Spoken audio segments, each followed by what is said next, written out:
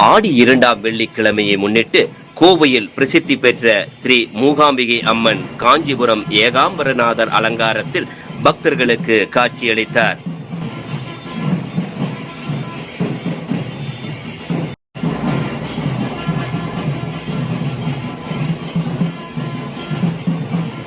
கோவை இடையர்பாளையம் பகுதியில் மிகவும் பிரசித்தி பெற்ற ஸ்ரீ தாய் மூகாம்பிகை அம்மன் திருக்கோவில் உள்ளது.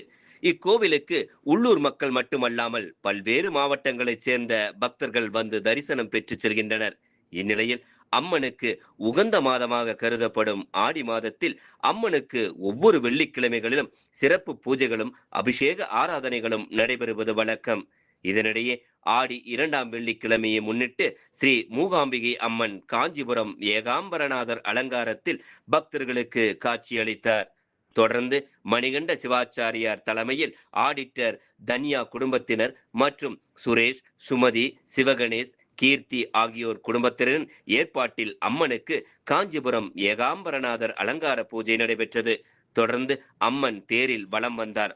ஆடி 2ஆம் வெள்ளிக்கிழமையில் திரளான பக்தர்கள் கலந்து கொண்டு சாமி தரிசனம் செய்தனர்.